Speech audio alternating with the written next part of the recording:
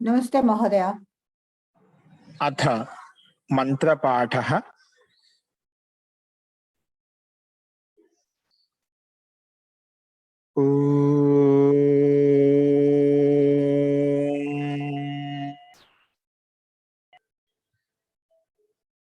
सहनाववतु सहनौ भुनक्तु सह वीर्यं करवावहै तेजस्विनावधीतमस्तु मा विद्विषावहै। ओम शांति शांति शांति।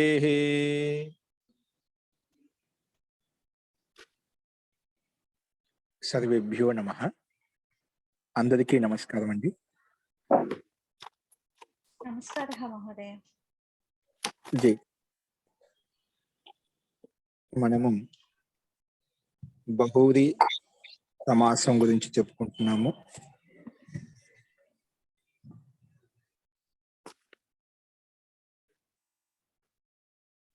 బహువ్రీ సమాసంలో ఉత్తర పదంలో ఎటువంటి మార్పులు జరుగుతాయి, ఉత్తర పదం ఎటువంటి మార్పులు జరిగినప్పుడు ఏ ప్రత్యయం వస్తుంది, సమాసాంత ప్రత్యయం వస్తుంది, ఆ బిందువులను ఉపయోగించి మనం ఇక్కడ చెప్పుకుంటున్నామండి. ఉత్తర పదంలో ఎటువంటి మార్పులు వచ్చినప్పుడు ఎటువంటి సమాసం అవుతుంది, విగ్రహవాక్యం ఉదాహరణ ఈ విధంగా ఉంటుంది అనే నియమాలు మనం నిన్న మొదలు పెట్టుకున్నాం ఒక బిందు. ఇప్పుడు అదే క్రమంలో రాసుకోండి. నిన్న ఊర్ధ్వజాను అనే ఉదాహరణ రాసుకున్నారు. ఇప్పుడు అదే క్రమంలో రెండో బిందు రాసుకోండి. రెండో బిందు బహువ్రీహి సమాసంలో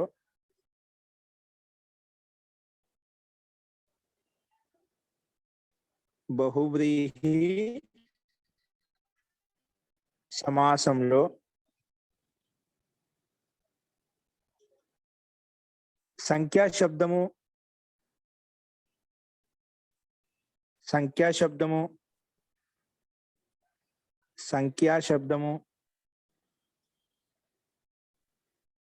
లేదా సు ఉపసర్గం పూర్వపదంలో ఉంటే సంఖ్యాశబ్దము లేదా సు ఉపసర్గము పూర్వపదంలో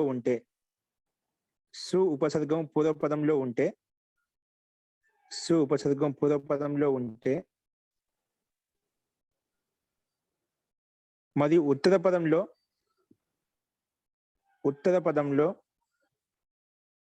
దంత శబ్దం ఉంటే బహువ్రీ సమాసంలో సంఖ్యావాచి శబ్దము లేదా సు ఉపసర్గము పూర్వపదంలో ఉంటే మరియు ఉత్తర పదంలో దంత శబ్దం ఉంటే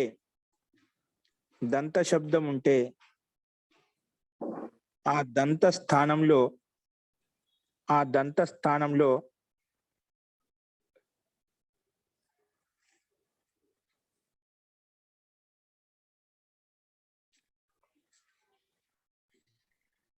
దత్ ఆదేశం వస్తుంది. అంటే దతృ వస్తుంది.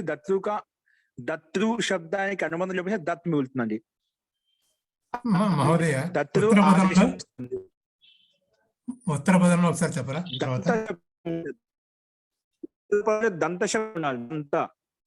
దంత ఉత్తర పదంలో దంత శబ్దం ఉంటే అప్పుడు ఆ దంత స్థానంలో దత్ ఆదేశం వస్తుంది. ఆ దంత స్థానంలో దత్ ఆదేశం వస్తుంది. ఆ దంత స్థానంలో దత్ ఆదేశం వస్తుంది.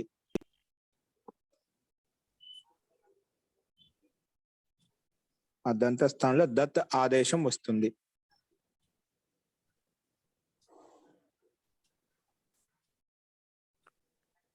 అంటే దతృ స్థానంలో దత్ ఆదేశం వస్తుంది. దత్తు శబ్దం వస్తుంది, దానికి దుకాణానికి అనుమతి లోపం చేస్తే దత్ మిగులుతున్నాను, అందుకే డైరెక్ట్ చెప్పేసాను దత్ ఆదేశం వస్తుంది.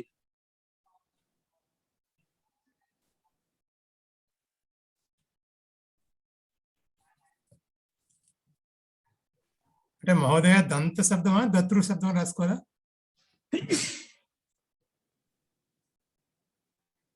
ఏంటి దత్తు శబ్దం రాసుకోండి, దత్తుకి బ్రాకెట్ కాల్ దత్తు పెట్టుకోండి, ఆ దత్తు స్థానం దత్ ఆదేశం వస్తుంది అన్నమాట. సరేనండి. కానీ ఆయుక విషయం ఉంటేనే, ఎలాంటి విషయం ఉండాలంట, ఆదేశం వస్తే ఎప్పుడు వస్తుంది, ఆ దంత స్థానంలో దత్త ఆదేశం వస్తుంది. ఒకవేళ ఆయుక కథన విషయం ఉంటేనే, కథన విషయం ఉంటేనే, ఆయు విషయమే ఉండాలి, ఆయుక కథన విషయం ఉంటేనే. ఒకవేళ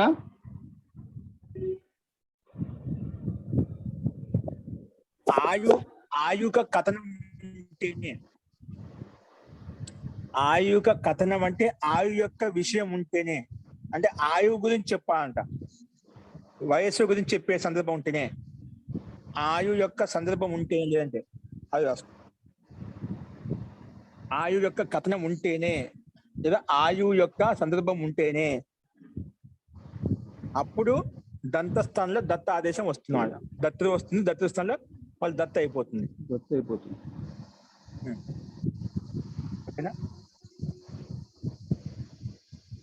ఏం చెప్పాను, ఈ సమాసంలో పూర్వపద సంఖ్యావాచి శబ్దం ఉండాలి లేదా ఉపసర్గం ఉండాలట. ఉపసర్గంగా చెప్పారు, ఇక్కడ ఆది శబ్దం తీసుకోలేదు, ఉపసర్గం అని ఉండాలి. ఉపసర్గ అనేది ప్రత్యయం కాదు, ఇక్కడ ఉపసర్గం అని ఉండాలి పూర్వపదంలో, లేదా సంఖ్యావాచి శబ్దం ఉండాలి. ఉత్తర పదం ఏం నిర్ధారించారు, ఉత్తర పదంలో దంత శబ్దం ఉండాలంట. అప్పుడు ఆ దంత శబ్ద స్థానంలో దత్తు ఆదేశం వస్తుంది, ఆ దత్తు స్థానంలో దత్ ఆదేశం అయిపోతుంది. కానీ ఆయు యొక్క విషయం ఉంటేనే, ఆయు యొక్క సందర్భం ఉంటేనే, దాన్ని ఆయు యొక్క కథనం ఉంటేనే అని చెప్పాను. ఆయువు యొక్క విషయమే ఉండాలి, ఆయువు యొక్క కథనమై ఉండాలి, ఆయువు యొక్క సందర్భం ఉండాలి. మూడు ఒకటే అండి, రకరకాలుగా చెప్తున్నాను మీకు అర్థమయ్యే రీతిలో. అస్తు, ఉదాహరణ రాసుకోండి. ద్విదన్ శిశు, ద్విదన్ శిశు,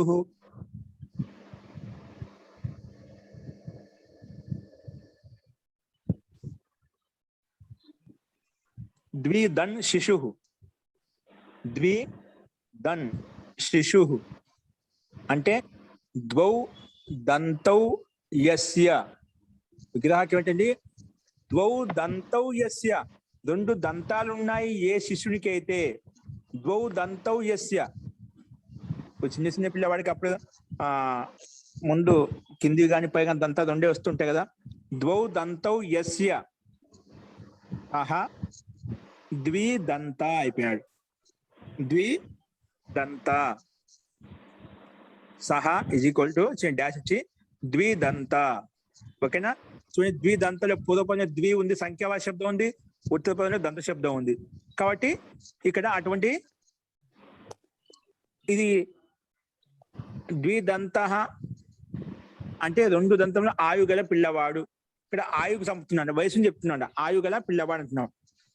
అందుకే ఇక్కడ ఆయు యొక్క విషయం కాబట్టి ఆ దంత స్థానంలో మళ్ళీ వస్తుంది దత్ ఆదేశం అవుతుంది, దంత స్థానం అవుతుంది దత్ ఆదేశం అవుతుంది అన్నమాట.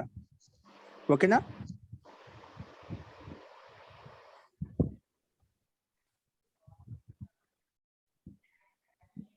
ఆ దత్ ఆదేశం అయిందనుకోండి,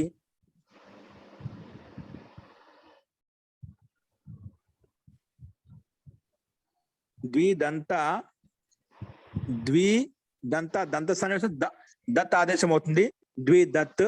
ఆ తకారమే మళ్ళీ నకారంగా మారిపోతున్నాడు, నకారంగా మారిపోతున్నా ద్విదన్ అయిపోయింది అన్నమాట. ద్విదత్ తకారం నకారంగా మార్చేసి ద్విదన్ అంటే దాని అంటే ఇక్కడ రెండు దంతాన్ని అర్థం. ద్విధన్ శిశువు, రెండు దంతములు ఆయువు కలిగినటువంటి శిశుడు. అంటే రెండు దంతాలు ఎప్పుడు వస్తాయి? చిన్న ఆయువు మనం ఒక లెక్క పెట్టే ప్రాయ ఎంత ఉంటుంది మనం ఒక అనుమానంగా చెప్పవచ్చామట. అంటే అంత ఆయువు కలిగినటువంటి పిల్లవాడు శిశువు.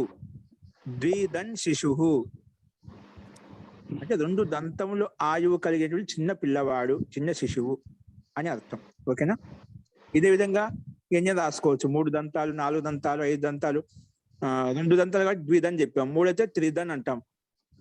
ఇక్కడ దో అని చెప్పాము. అక్కడ త్రయ దంతా యస్య సహ, 3 దంతాలు ఉన్నాయి ఎవరికైతే, సహ త్రిధన్ అయిపోతుంది మళ్ళా. ఓకేనా? త్రిధన్. అలాగే చతుర్ధన్ ఏమొస్తుంది మీకు వాక్యం?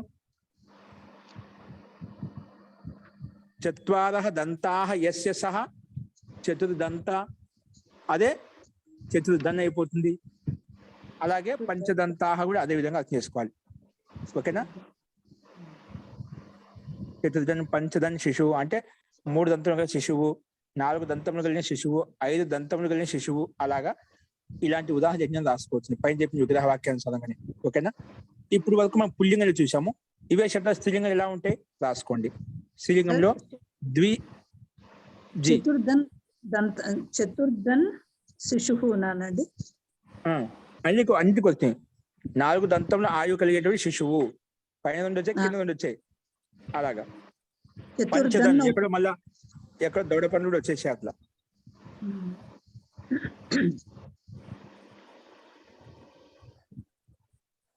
అర్థమైంది? పంచదన్, పంచదంతాః యస్య సహ పంచదన్.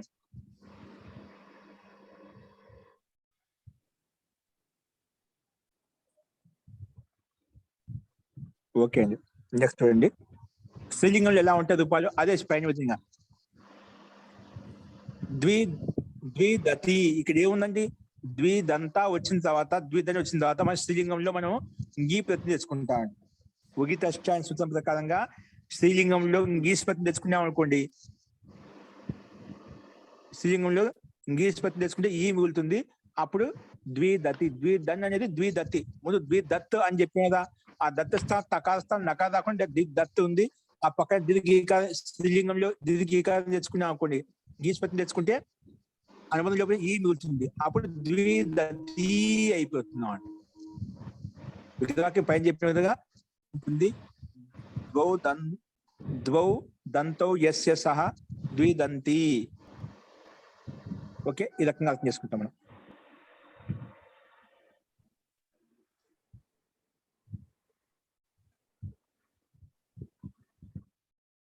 స్త్రీలింగం ఇంకొకసారి చెప్పరా?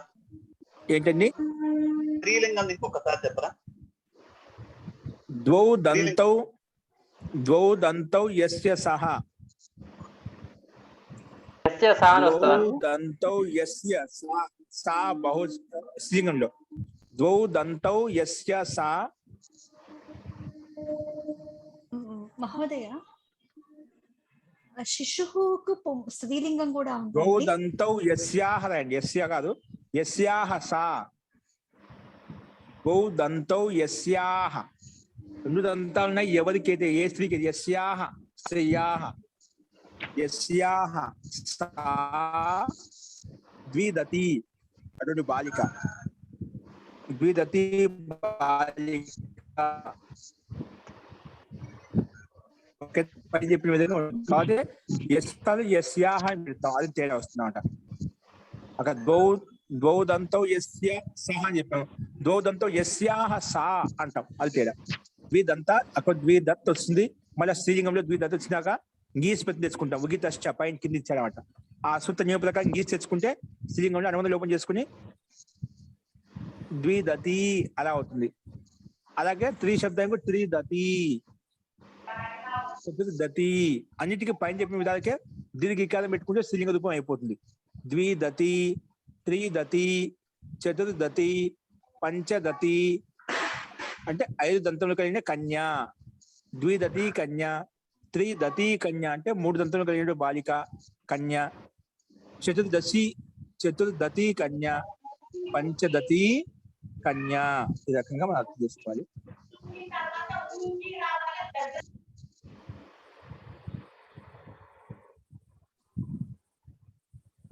సుధన్ కుమార ఇంకొక ఎగ్జాంపుల్ రాసుకోండి. అంటే మంచి దంతములు కలిగినటువంటి కుమారుడు అంట. సుధన్ కుమార. సుధన్ సుధన్ అనేది మనకు శబ్దం దీని యొక్క ప్రసంగానుసారంగా తీసుకోకుంటే అర్థం సుధన్కి ఏదో అనేక అర్థాలు వస్తాయండి. మామూలు శబ్దం తీసుకుంటాం.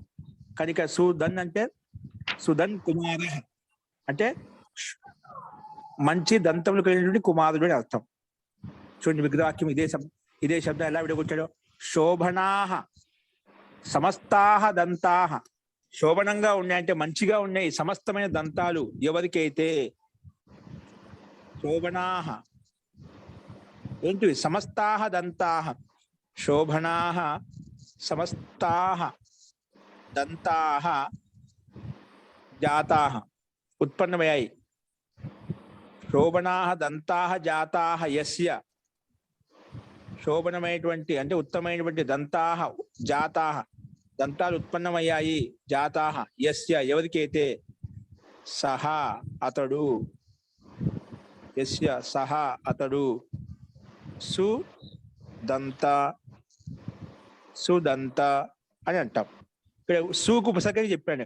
మనం చెప్పే బిందువులో సంఖ్యావాచ శబ్దం ఉండాలి లేదా సు శబ్దం ఉండాలి. మనం ఈ సుకి ఉదాహరణ చూపిస్తున్నాయి. అక్కడ సు శబ్దం ఉన్నప్పుడు ఎలా ఉంటుంది.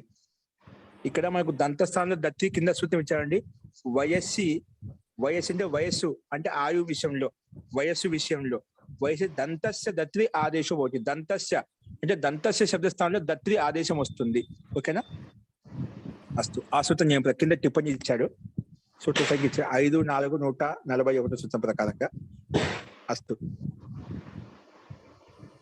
శోభనాహ దత్తాహ జాతాహ. శోభనమైనటువంటి అంటే ఉత్తమైనటువంటి దంతాలు జాతాహ ఉత్పన్నమయ్యాయి. యస్య ఎవరికైతే. సహా అతడు. సుదంత అంటాము. ఇప్పుడు ఈ స్థితిలో మనము ఏంటండి సుదంతా బహువచనం. చాలా దంతాలు కదా. దంతాహ బహువచనంలో ఆ సమస్త ప్రయోగం సుదంతా అవుతున్నది. సమస్త దంతస్థానంలో మనకు ఆదేశం వస్తుంది. ఇప్పుడు దంతస్థానం దత్తు ఆదేశం అవుతుంది అన్నమాట. సుదంత. ఆ దంతస్థానంలో ఉపసర్గం సు ఉంటే ముందు ఉత్తమ దంత శబ్దం ఉంటే అప్పుడు ఆ దంతస్థానంలో వస్తుంది దత్తు ఆదేశం వస్తుంది.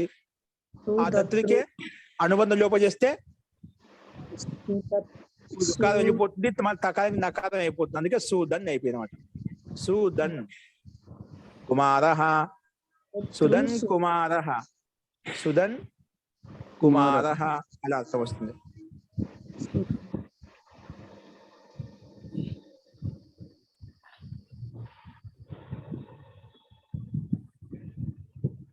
ఎవరికైతే దంతాలు మొత్తం 32 పండ్లు వ్యవస్థ ఉన్నాయో అటువంటి వ్యక్తిని సుదంతాహ కుమారః. అటువంటి కుమారుని సుదంతాహ కుమారః అని చెప్పి చెప్పుకుంటాము.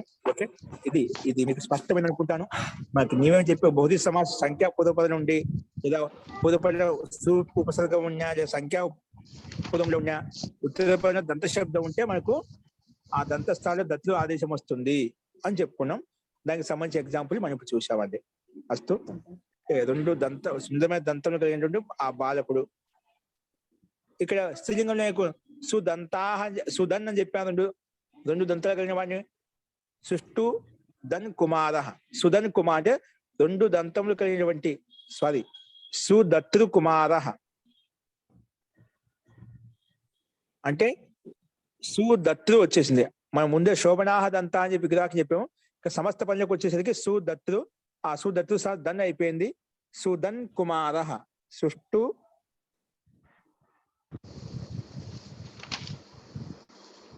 దంతములు కలిగినటువంటి ఉత్తమైన దంతములు కలిగినటువంటి ఆ కుమారుడిని అర్థం చేసుకుంటాం. ఆ స్త్రీలింగంలో సుదతి కన్య. సుందరమైన దంతములు కలిగినటువంటి కన్యా.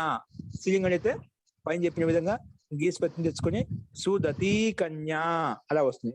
సుదతి కన్యా. సుదతి కన్య అనే అర్థం వస్తుంది. ఓకే,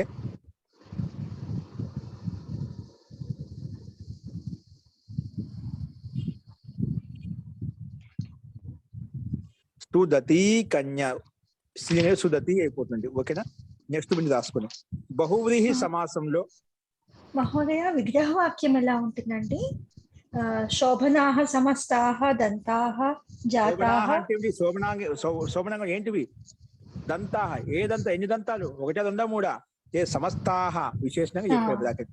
అన్ని దంతాలు అంటే సంపూర్ణ దంతాలు ఎన్నైతే ఉన్నాయి ముఖంలో అవన్నీ సమస్తాహ దంతాకి విశేషణ. సమస్తాహ దంతాహ అన్ని దంతములు జాతాహ ఉత్పన్నమయ్యాయి. సహా అతన్ని సుదంత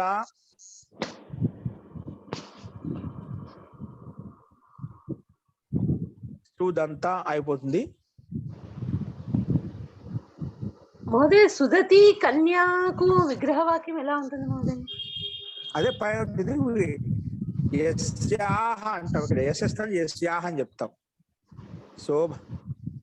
శోభనాహ దంతాహ జాతాహ యస్యాహ సా. యస్యాహ సా. ఓకేనా? నెక్స్ట్ రాసుకోండి.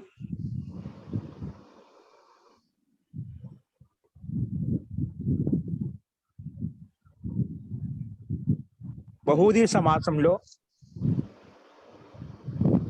సమాసంలో ఒకవేళ పూర్వపదం అనేది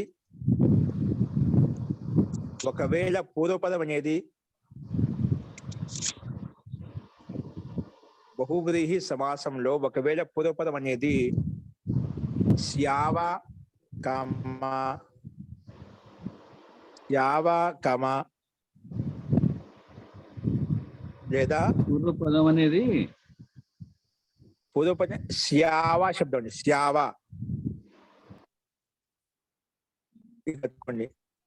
శ్యావ శ్యావ శ్యావ శంఖంలో శకారం. ఇక స్లైడ్ మీద రాసిన చూసుకోండి. శ్యావ శ్యావ శ్యావ కమ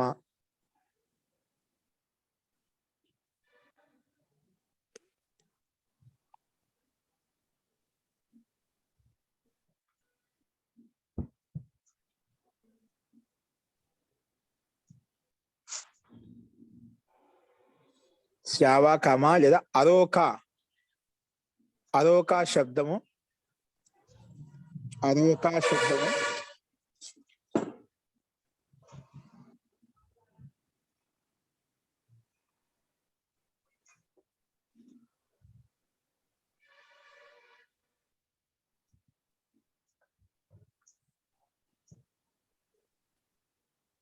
మహోదయ మధ్యలో అధవా ఉంది.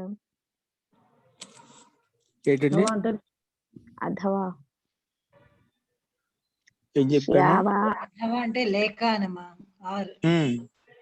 అథవా అంటే లేదా అని రాసుకోండి. బహువ్రీహి సమాసంలో ఒకవేళ పూర్వపదము శ్యావ లేదా అరోక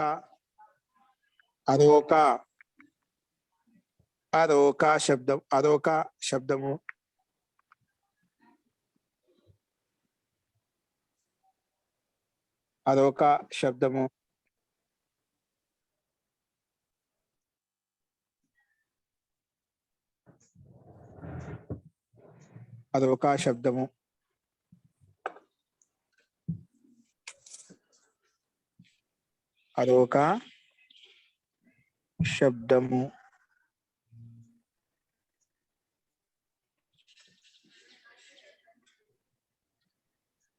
కుడ్మలాగ్ర విని శబ్దం అరోక శ్యావ లేదా అరోక. తర్వాత శబ్దం కుడ్మలాగ్ర శబ్దం. అది కనిపించదు మహోదయ. లాస్ట్ లో పోయింది మహోదయ. కుడ్మలాగ్ర చూడండి.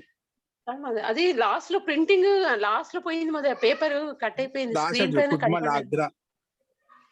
కుడ్మలాగ్ర రాశాను చూడండి. కుడ్మలాగ్ర ఇక దీర్ఘం తీసేసేయండి. కుడ్మలాగ్ర కోరకాగ్ర ఏంటంటే కోర కాగ్ర, కోర కాగ్ర, కోర కాగ్ర,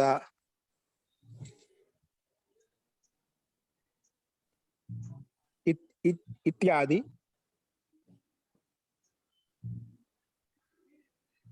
ఇత్యాది ఇత్యాది అగ్రాంత శబ్దాలు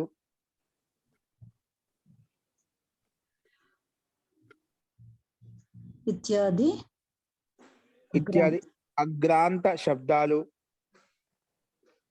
అగ్రాంత ఇత్యాది అగ్రాంతక చూడండి, అగ్రాంత ఇత్యాది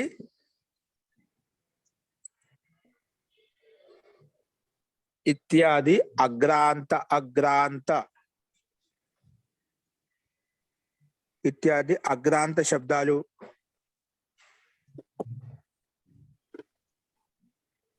ఇక్కడ అగ్ర అంటే అగ్ర అంతిమంలో కలిగిన శబ్దాలు అంటే కుడ్మలాగ్ర, కోరకాగ్ర, అగ్ర శబ్దం అంతిమంలో ఉంది కదా, అందుకే అగ్రాంత శబ్దాలు చెప్పాం. కుడ్మలాగ్రాలు అగ్ర ఉంది, కోరకాగ్రాలు అగ్ర ఉంది. ఇట్లాంటి అగ్రాంత శబ్దాలు శబ్దాలు ఇంకా శుద్ధ, ఇంకా శుద్ధ,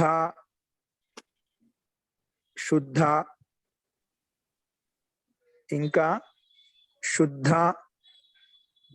శుభ్ర, చూసుకొని ఇక్కడ కనిపిస్తున్నాయి.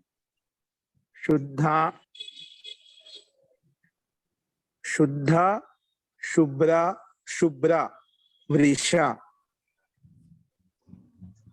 శుద్ధ, ఇక్కడ చూడండి కావాలంటే శుభ్ర,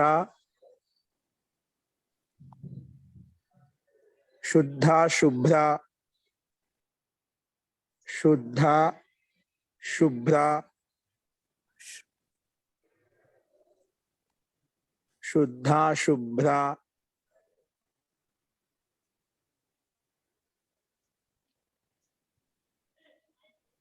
శుద్ధ, శుభ్ర, వృష, వృష, వృష, వృష లేదా వృష, వృష మరియు వరాహ శబ్దం ఉంటే, మరియు వరాహ, వరాహ శబ్దం ఉంటే, వరాహ శబ్దం ఉంటే, వరాహ శబ్దం ఉంటే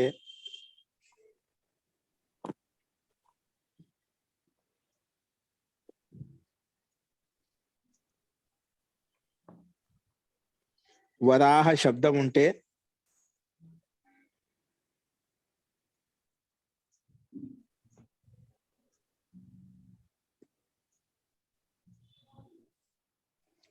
ఇంకా ఉత్తర పదంలో, ఇంకా ఉత్తర పదం దంత శబ్దం ఉంటే, ఇంకా ఉత్తర పదంలో దంత శబ్దం ఉంటే, ఉత్తర పదంలో దంత శబ్దం ఉంటే,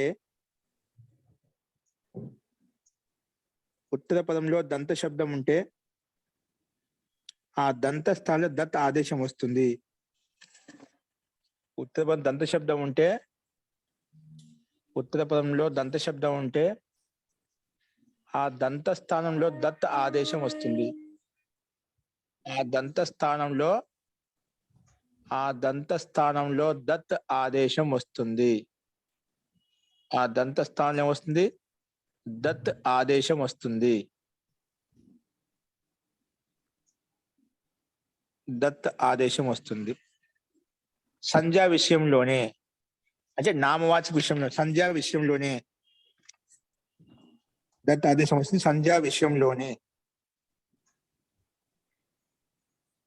రాసుకోండి. ఉదాహరణ ఏంది ఇక్కడ? పూర్వ పనిలో శావా లేదా అదోకా శబ్దాలు ఉండాలంట, లేదా కుడ్మలాగ్ర, కుడ్మలాగ్ర, కోరకాగ్ర ఇటువంటి అగ్రాంత శబ్దాలు ఉండాలి. లేదా శుద్ధ, శుభ్ర, వృష మరియు వారాహ శబ్దాలు ఉండాలి. సారీ, వరాహ శబ్దం ఉండాలి. ఇవన్నీ ఉండాలంట. వరాహ శబ్దం కానీ, శుద్ధ శబ్దం కానీ, శుభ్ర శబ్దం కానీ, వృష శబ్దం కానీ, ఈ శబ్దాలు ఉంటే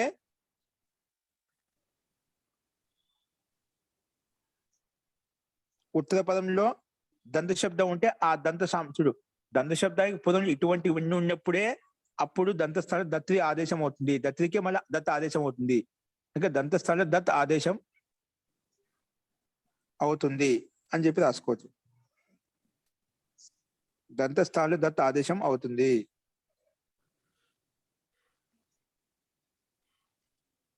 ఓకే అండి.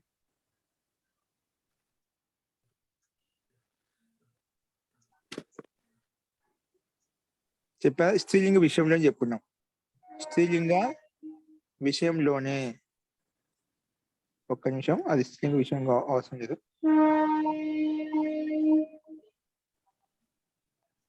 దంతస్థానంలో దత్త ఆదేశం వికల్పంగా వస్తుందంటండి. ఇప్పుడు దంతస్థానంలో దత్త ఆదేశం వస్తుంది చెప్పిన వికల్పంగా వస్తుంది. అంటే ఒకసారి దంత శబ్దం వస్తుంది, ఒకసారి రాదు. ఓకేనా? వికల్పంగా వస్తుంది రాయండి. వికల్పంగా వస్తుంది.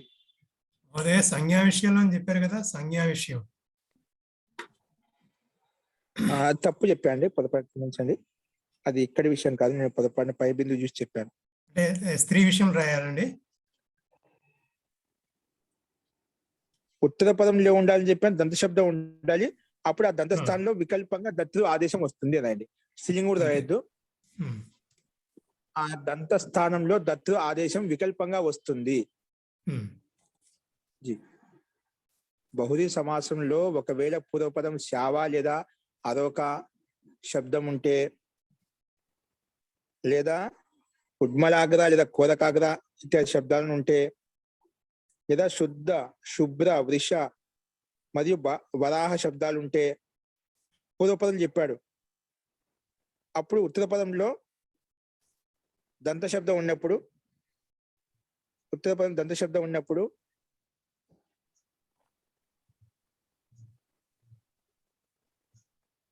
ఆ దంతస్థానం దత్తు ఆదేశం వికల్పంగా వస్తుంది చెప్పాము. ఆ దంతస్థానం దత్తు ఆదేశం వికల్పంగా వస్తుంది. ఓకేనా? అస్తు.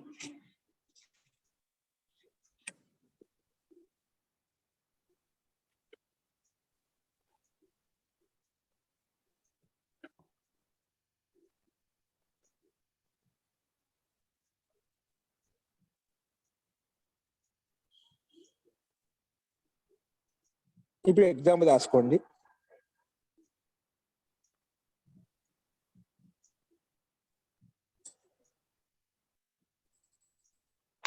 ఎగ్జాంపుల్ రాసుకోండి.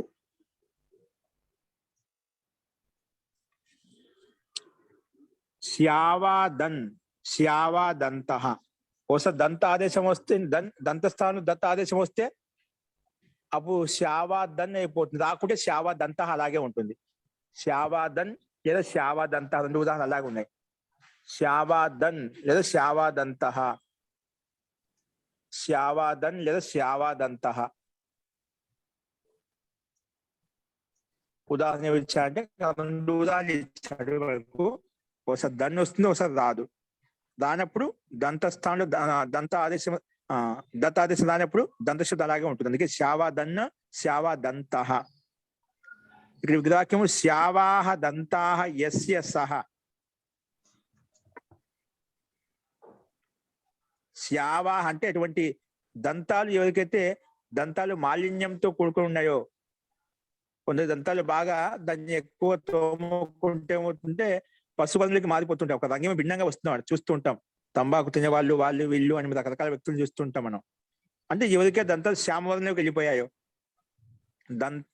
శ్యామాహ దంతాహ యస్య, శ్యామ శ్యావాహ, శ్యావ అని చెప్తాం. శ్యావాహ దంతాహ యస్య సహ, యస్య సహ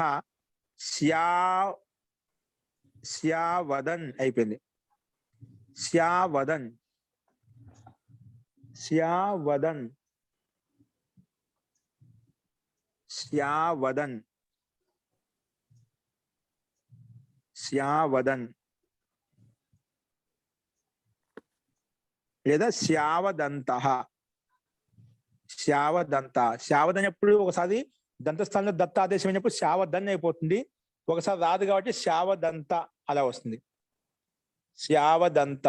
ఓకేనా? శ్యావదన్, శ్యావదంత. విగ్రహవాక్యం సామాన్యంగా శ్యావాహ దంతాహ, శ్యావాహ దంతాహ యస్య సహ అలా చెప్పుకుంటాం. ఓకేనా?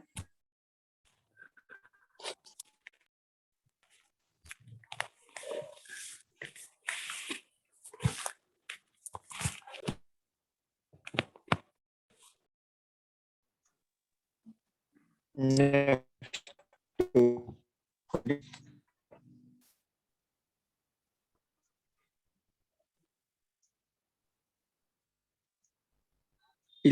అరోకదంతః అంటే నిస్తే, ఇక్కడ అరోక శబ్దం వచ్చింది మనకు. అరోకదంతః అంటే అటువంటి దంతాలు తేజోహీనంగా ఉన్నాయి. చూడటానికి మంచిగా లేవన్నమాట. చూడటానికి ఆ పండ్లు చూస్తే విపరీతంగా ఉన్నాయి. ఇప్పుడు వంకర తింకరగా ఉండొచ్చు, లేకపోయి ఉండొచ్చు, లేదంటే భిన్నంగా ఉండొచ్చు అనమాట. అంటే ఎందుకంటే ఒక క్రమ పద్ధతులు లేనప్పుడు, ఎత్తు తగ్గులు ఉన్నప్పుడు నిస్తేజంగా ఉంటాయి. అంటే అది రూపానికి సౌందర్యంగా ఉండదు. కాబట్టి అది నిస్తేజో దంతములు కలిగిన వ్యక్తిని అరోకదన్ అంటాం, లేదా అరోకదంతః. అరోక అంటే అరోకం అంటే నిస్తేజమైనటువంటి దంతాలు, తేజవంతమైన దంతాలు నిస్తేజంగా ఉన్నాయన్నమాట. అందుకే నిస్తేజమైన దంతాలు అని చెప్పి అర్థం చేసుకోవాలి. నిస్తేజ దంతాః.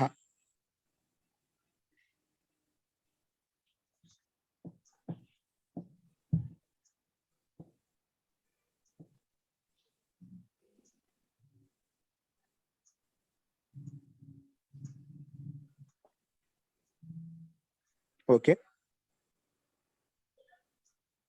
ఇక్కడ కుడ్మలాగ్ర శబ్దానికి ఉదాహరణ ఇచ్చాడు. ఇదే విధంగా కుడ్మలాగ్రదన్ లేదా కుడ్మలాగ్రదంతః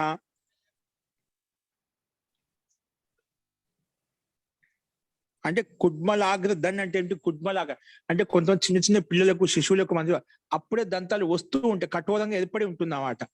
వాటి కుడ్మలాగ్ర దంతాలు అంటామంట. ఏమంట? కుడ్మలాగ్ర దంతాః అంటాం. దాన్నే కుడ్మలాగ్రదన్ లేదా కుడ్మలాగ్రదంతః వికల్పంగా నిరూపణచే. కుడ్మలాగ్రదన్ దంతస్థానం దత్త వచ్చినప్పుడు ఒకసారి రాకుంటే కుడ్మలాగ్రదంతః పైన చెప్పిన వస్తుంది. కుడ్మలాహ దంతాః యస్య సహ కుడ్మలాగ్రదంతః. ఓకేనా? అరోకాహ దంతాః యస్య సహ అరోకదంతః. పైన చెప్పిన విధంగా విగ్రహవాక్యాన్ని బట్టి ఇక్కడ కూడా అర్థం చేసుకోవాలి. మొత్తం అలాగ వస్తాయి. అందుకే సమస్త పదం విగ్రహవాక్యం చూపించకుండా సమస్త పదం చూపిస్తున్నామట. అంటే అటువంటి కలికి సమాధానాలు, అంటే కలి అంటే అప్పుడే ఉత్పన్నం అవుతుంది.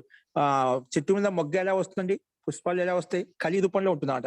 అంటే ప్రారంభక అవస్థలో అటువంటి దంతాలు ఎవరికైతే ఉన్నాయి, అటువంటి శిష్యుడు అతని కుడ్మలాగ్ర దంతః లేదా కుడ్మలాగ్రదన్ అని చెప్పి పిలుచుకుంటాం. 2 రకాలుగా పిలుస్తుంటాం. అలాగే శుద్ధధన్, మనకు శుద్ధ శబ్దం చెప్పిన శుద్ధ, శుభ్ర, వృష లేదా వరాహ శబ్దాలు ఉంటే కూడా, ఉత్తరపడిన దంత శబ్దం ఉంటే అప్పుడు కూడా మనము దంతస్థానం దత్త ఆదేశం వస్తుందని చెప్పి చెప్పుకున్నామాట. అదే ఇక్కడ ఉదాహరణ చూపిస్తున్నాయి. ఇంకా శుద్ధధన్ లేదా శుద్ధదంతః, ఎవరికైతే శుద్ధమైన దంతాలు ఉన్నాయి వాటికి శుద్ధధన్ అంటాం. ఒకసారి రాకుంటే శుద్ధదంతః. 2 అర్థం ఒకటే ఉంటుంది, రూపంలో భిన్నత్వం ఉంటుంది, శబ్దంలో భిన్నత్వం ఉంటుంది. అదే అర్థం చేసుకోవాలి. అలాగే శుభ్రధన్, శుభ్రదంతః, శుభ్రధన్, శుభ్రదంతః.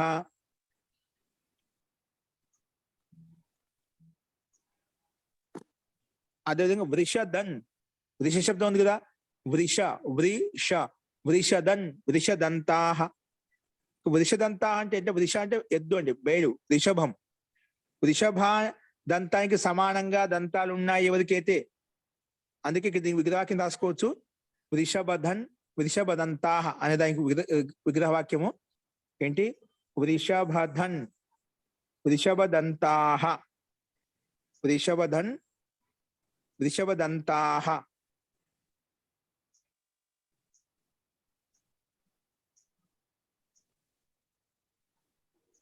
వృషభధన్, వృషభదంతాః. దీనికి వృషభధన్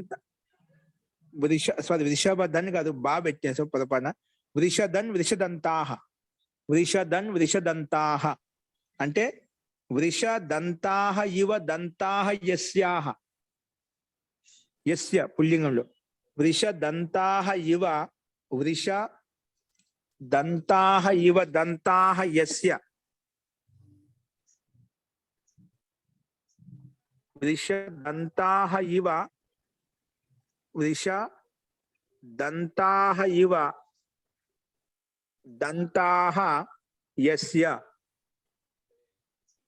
చూడండి పైన వృషదంతాహ ఇవ దంతాహ యస్య సహ అంటే వృషభం దంతాల యొక్క వృషభ దంతాలు ఏవైతే ఉన్నాయో అలాంటి దంతాలకు సమానంగా దంతాలు ఎవరికైతే ఉన్నాయో అతన్ని వృషదన్ లేదా వృషదంత అని పిలుస్తాం. వృషదన్ లేదా వృషదంత అని చెప్పి పిలుచుకుంటాం. ఓకేనా? ఓకే అండి. నెక్స్ట్ చూడండి. నెక్స్ట్ బిందు రాసుకోండి. 3వ బిందు. బహువ్రీహి సమాసంలో ఆ బిందు అర్థమైంది అనుకుంటాను. దానికి సంబంధించిన ఎగ్జామ్ మొత్తం చెప్తున్నామండి. మనము చెప్పిన బిందులు ఏవైతే శబ్దాలన్నీ రాసుకున్నామో ఆ శబ్దాలకు అన్నిటికీ మనకు ఉదాహరణలు వచ్చాయి ఇక్కడ. ఓకేనా? పూర్వ పదంలో ఏ ఉండాలంటే అవన్నిటికీ ఉదాహరణ మనం చూసామండి. పూర్వ పదం ఏం చెప్పాము మనము? పూర్వ పదంలో శావా శబ్దం కానీ అదోక శబ్దం కానీ కుడ్మలాగ్ర శబ్దం కానీ అదోక శబ్దం కానీ ఉండాలన్నమాట. లేదా అగ్రాంత శబ్దాలు అదే కుడ్మలాగ్ర కోరకాగ్రవి అగ్రాంత శబ్దాలు. ఇంకా శుద్ధ శుభ్ర వృష శబ్దము లేదా వరాహ శబ్దం ఉంటే వరాహ శబ్దం ఉంటే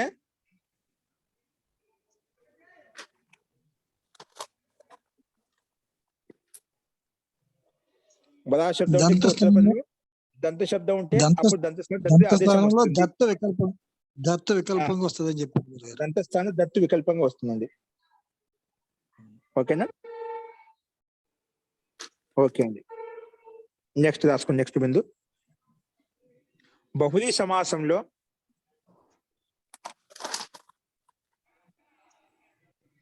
వరాహ శబ్దం ఇచ్చాడు. వరాహ శబ్దం అంటే పంది యొక్క దంతాలకు సమానంగా దంతాలు ఉన్నాయి ఎవరికైతే వరాహ వరాహ శబ్దం కూడా వచ్చింది ఇక్కడ. వరాహ అంటే ఏమిటి? పంది అండి. ఇంకా చూపించలేదు, దాని లెక్క రాసుకోవచ్చు.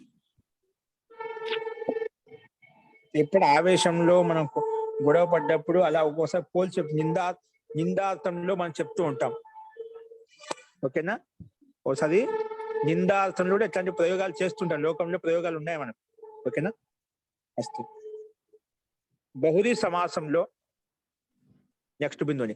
బహువ్రీహి సమాసంలో ఉత్తర పదము ఊధస్ శబ్దం ఉంటే బహువ్రీహి సమాసంలో ఉత్తర పదం అనేది ఊధస్ శబ్దం ఉంటే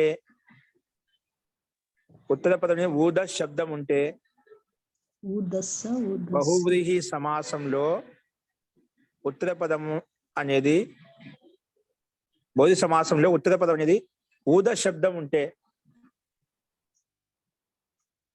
ఉత్తర పదం అంటే ఊద శబ్దం ఉండాలి. ఉత్తర పదం ఊద శబ్దం ఉంటే స్త్రీలింగంలో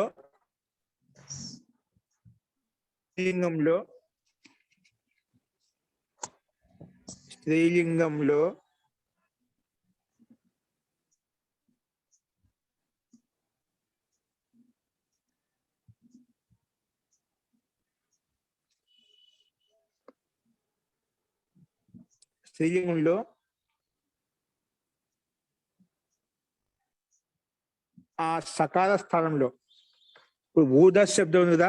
బహువ్రీహి సమాసంలో ఉత్తర పదం ఊద శబ్దం ఉంటే ఉత్తర పదం అనేది ఊధస్ ధస్ దంత సకారం ఉంది. ఊధస్ శబ్దం ఉంటే స్త్రీలింగంలో ఆ సకార స్థానంలో ఆ సకార సు స్థానంలో ఊధస్ లో సు ఉంది కదా. ఆ సు స్థానంలో స్త్రీలింగంలో ఆ సు సకార స్థానంలో అనంగ్ ఆదేశం వస్తుంది. అనంగ్ ఆదేశం వస్తుంది. అనంగ్ ఆదేశం వస్తుంది. అనంగ్ ఆదేశం వస్తుంది. అనంగ్ ఆదేశం వస్తుంది. ఆ అనంగుకు అనుబంధ లోపం చేస్తే అన్ను మిగులుతుంది. ఆ అనంగుకు అనుబంధ లోపం చేస్తే ఆ అనంగుకు అనుబంధ లోపం చేస్తే మిగులుతుంది అన్ను మిగులుతుంది. అక్కడ మనం ఎన్ని రాయిపోయకుండా డైరెక్ట్ గా అనంగ్ ఆదేశం అవుతుంది చెప్పి అనంగ్ అంటే దాని పక్కనే రాయించాడు. అనంగ్ అంటే అనంగ స్థానంలో అన్ను వస్తుంది అన్నమాట. అన్ను మిగులుతుంది. ఇక్కడ మనం విడిగా రాయించాం. అనంగ స్థానంలో అన్న ఆదేశం వస్తుంది. అనంగ స్థానంలో అనంగుకి అనుబంధ లోపం చేస్తే అన్ను మిగులుతుంది అండి. అనంగికి అనుబంధ లోపం చేస్తే అన్ మిగులుతుంది. ఓకే, రాసుకోండి. కుండోద్ని,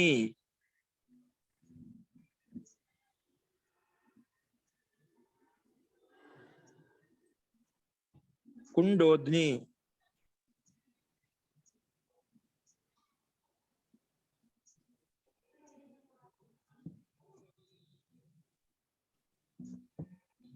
కుండోధ్ని, కుండోధ్ని కనిపిస్తుందండి. కుండం ఇవ ఊధా యస్యాహ.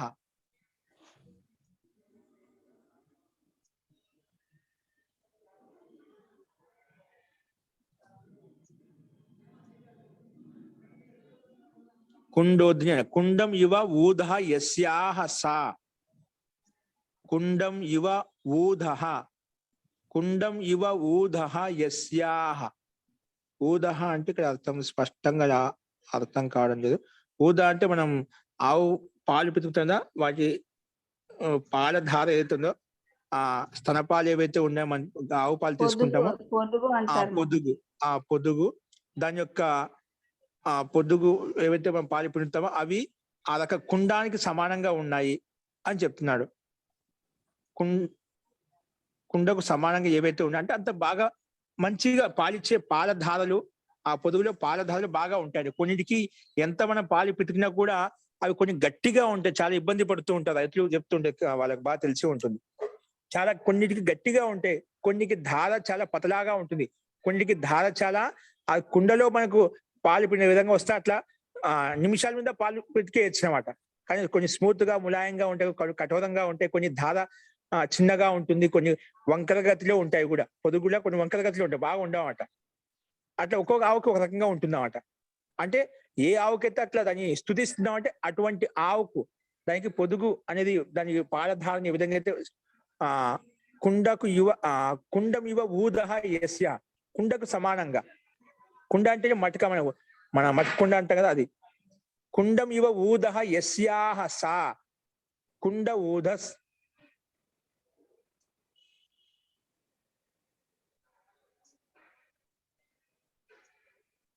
కుండం ఇవ ఊదహ యస్యాహ, కుండకు సమానంగా ఊదహ పొదుగు ఏ గాయకైతే ఉందో యస్యాహ సా, అదేవిధంగా కుండ ఊదస్.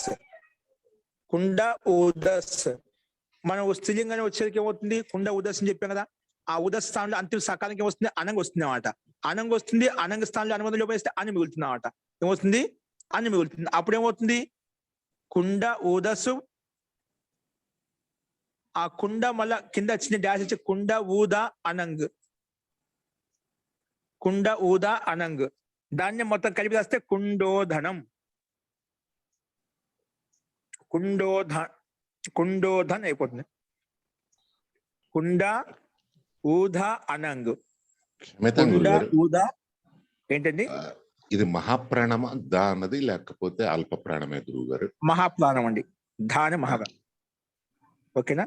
కుండం ఇవ ఊదహ యస్యాహ సా, కుండం ఇవ ఊదహ యస్యాహ సా కుండ ఊధస్. ఆ ఉదస్ యొక్క సకాల స్థానంలో మనం చెప్పిన పైన అనంగ్ వస్తుంది చెప్పాము. ఆ అనంగికి అనుబంధం లోపల డైరెక్ట్ గా అని మిగులుతుంది, అందుకే డైరెక్ట్ గా అని రాసింది. కుండ ఊధ అన్, కుండ ఊధ అన్, కుండ ఊధ అన్. కుండలో ఉండే అకారము, ఊదలో ఉండే ఉకారము, ఆ ఊ కలిస్తే గుణం ఓ అయిపోతుంది, ఆ ఊ కలిస్తే గుణం ఏమవుతుంది, ఓ అయిపోతుంది. అందుకే కుండోధన్ అయిపోయింది. కుండోధన్, కుండోధన్. ఇప్పుడు స్త్రీలింగంలో మనము స్త్రీలింగ విషయం కాబట్టి చెప్పుకునే స్త్రీలింగ విషయం ఆ నకార స్థానంలోనే మనము అనంగ తెచ్చుకున్నామాట, సకాశలు అనంగ తెచ్చుకున్నాం. కాబట్టి మళ్ళీ స్త్రీలింగంలో గీప్ తెచ్చుకున్నాం అనుకోండి, స్త్రీలింగంలో రిణ్యేభ్యో గీప్, నకారాంత శబ్దం కదా, నకార శబ్దం కాబట్టి రిణ్యేభ్యో గీప్ అనే ప్రకారంగా గీ ప్రతి తెచ్చుకుంటే ఆ గీప్కి అనుబంధ లోపం చేస్తే ఈ మిగులుతున్నమాట. అందుకే కుండోధన్ ప్లస్ ఈ, స్త్రీలింగంలో ఈ ప్రత్యయం వచ్చినాడు, కుండోధని అయిపోయింది అన్నమాట. అయిపోయింది కుండోధని. మళ్ళా అల్లోపోనహ ప్రకారంగా కుండోధని ఉంది కదా, ఆ ధనిలో ఉండే ధకారంలో ఉండే అకారం లోపం అయిపోతుంది. అల్లోపోనహ అనే ఉపదాలో ఉండే అకారానికి లోపం అవుతుంది. ఇక్కడ ఉపదా ఏంటి? కుండోధన్ ఉందండి. కుండోధన్లో ఉపదా అంటే ఏం చెప్పాను? కుండోధన్లో ఉపదా ఏంటి? ధ ధ. ధ అకారం. ధకారం కూడా. అంతిమ అక్షరానికి ముందున్న అక్షరాన్ని ఉపదా అంటాం. అంతిమ అక్షరానికి ముందున్న అక్షరం ఏదైతే ఉందో వెంటనే ఉండాలన్నమాట. ఆ అక్షరాలు హల్లు కావచ్చు, స్వరం కావచ్చు, ఏదైనా కావచ్చు, వ్యంజనం కావచ్చు, స్వరం కావచ్చు. అంతిమ అక్షరానికి ముందున్నటువంటి అక్షరం ఏదైతే ఉందో దాన్ని ఉపదా అంటాము. ఓకేనా? లేదా తుది వర్ణంకు ముందున్న వర్ణం ఉపదా అంటాం. ఇక్కడేముంది? కుండోధన్. ధన్ లో నా ఉంది అంతిమ అక్షరం. దానికంటే ముందున్న వర్ణం ఏంటి? ధకారంలో ఉండే అకారము. అది ఉపదా అవుతుంది. ఆ ఉపదాకు లోపం అయిపోతుంది అని చెప్పి ఎవరు చెప్పారు? కింద అల్లోపోనహ అనే సూత్రం చెప్పిందన్నమాట. ఉపదాలో ఉండే అకారానికి దానికి లోపం చేస్తా అని చెప్పింది. లోపం చేస్తే అవుతుంది అప్పుడు కుండోద్ని. కుండో పక్కన ఈ కలుపుతాం. కుండోద్ని అయిపోతుంది. కుండోద్ని అయిపోతుంది. తెలుగు అర్థం చెప్పరా? ఏంటండి తెలుగు అర్థం చెప్పరా? ఇది అటువంటి ఆవు స్తనపాలు ఏవైతే ఉన్నాయో పొదుగు. గురుగారు గుండ్రంగా ఉన్న పొదుగు కల ఆవు అని సరిపోతుంది. గుండ్రమైనటువంటి పొదుగు కలిగినటువంటి ఆవు. గుండ్రమైనటువంటి పొదుగు కలిగిన ఆవు. చాలా మంది ఈ పశువులు కొనేవాళ్ళండి ఆ పొదుగులను చూసి వాళ్ళు ఇది ఎన్ని లీటర్లు పాలు ఇవ్వచ్చు అని చెప్పి దాన్ని బట్టి కొంటూ ఉంటారు. పొదుగును బట్టి చెప్తూ ఉంటుంది అన్నమాట. ఇది వెళ్తే మనం అక్కడ వాళ్ళ పొదుగులను బట్టి కూడా అది గుర్తించగలుగుతాయి ఎంత ఏ విధంగా ఉందని చెప్పి బట్టి. అటువంటి దాన్ని బట్టి చెప్పేసండి. సరే, మీరు చెప్పినట్టుగా గుండ్రములు కలిగినటువంటి గుండ్రమైన పొదుగులైనటువంటి ఆవు. కుండ ఏ విధంగా ఉంటుంది? కుండ మనకు గుండ్రంగా ఉంటుందా? గుండ్రటి పొదుగు కలిగినటువంటి ఆవు లేదా అటువంటి ఆవు ఏ ఆవుకైతే పొదుగు గుండ్రంగా ఉందో దాన్ని కుండోద్ని అంటాము. కుండకు సమానంగా పొదుగు ఉంది ఏ ఆవుకైతే దాన్ని కుండోద్ని అని చెప్పుకుంటాం. గురుగారు క్షమించాలి, ఇక్కడ ఒక్క చిన్న కంపారిజన్ ఎవరో అడిగారు కనుక అర్థం ఏంటండి అని. అమ్మవారి ఒక రూపమైనటువంటి తారాదేవిని లంబోదరి ఘటస్థని అని మనము వర్ణిస్తాం అమ్మవారిని. అంటే ఘటస్థని అంటే పెద్ద కుండలు లాంటి స్తనములు కలిగినటువంటిది, అలాగే అతి పెద్ద పొట్ట కలిగినటువంటిది, లేదా గర్భము కలిగినటువంటి. అలాగా ఇక్కడ కూడా కుండోధ్ని అనేటప్పటికీ చాలా పెద్ద పొదుగులు కలిగినటువంటి ఆవులు లేదా కుండ లాంటి పొదుగు కలిగినటువంటి ఆవు అని అవడానికి అవకాశం. అదే తాత్పర్యం. అదే ఇప్పుడు తీసుకున్నాం. అదే కుండకు సమానమైనటువంటి, ఎందుకంటే అదే కుండం ఇవ సమాన, కుండకి పోల్చుకొని చెప్తున్నాం. కుండకి సమానమైనటువంటి పొదుగు ఏ ఆవుకైతే ఉందో ఆ కుండ ఎలా ఉంటుంది? దానికి కొంచెం విస్తృతంగా గుండ్రంగా ఉంటుంది. గుండ్రటి పొదుగు అనేటువంటి గుండ్రంగా చెప్పి కుండను గుండ్రంగా ఉంటుందంటే దానికి ఇంకా కొంచెం లోపలికి వెళ్ళి మనం గుండ్రంగా అని చెప్పుకున్నాం. కుండకు సమానం. మీరు చెప్పినట్టుగా అది కింద కూడా ఉదాహరణ చూడండి. మీరు చెప్పినట్టుగా ఇప్పుడు అమ్మవారిని ఏ విధంగా చెప్పామో ఇక్కడ అదే విధంగానే ఆవుకి ఇంకోటి వచ్చింది ఘటోద్ని. ఘట మీరు చెప్పిన ఉదాహరణ ఘటకు సమానంగా గురుగారండి. ఘటోద్ని. ఇది కూడా ఘట ఇవ ఊదహ యస్యాహ స ఘట ఊదస్ ఘట ఊధ అన్నంగా వస్తుంది. ఘట ఊధన్ అయిపోతుంది. మళ్ళీ ఉపదాకు లోపం చేస్తాం ఆకారానికి. ఘటోద్ని పైన చెప్పిన విధంగా సేమ్ విధంగా వస్తుంది. అక్కడ కుండ, ఇక్కడ ఘట, అదే తేడా వస్తుంది. ఘటోద్ని. అటువంటి ఆవు ఏ ఆవుకైతే ఆ ఘట ఈ విధంగా గుండ్రంగా గోళాకారంలో ఉంటుంది, అటువంటి విశాలమైన గుండ్రమైనటువంటి పొదుగు ఉందో ఏ ఆవుకైతే అని అర్థం చేసుకుంటామండి. జీ ఏదో చెప్పబోతున్నా. గురుగారు, దీనికి సంకేతార్థం కానీ విశేషార్థం కానీ ఏదైనా ఉందా అండి? ఆత్మపరంగా ఏదైనా అట్లా ఉంది అనిపిస్తుంది. ఏంటండి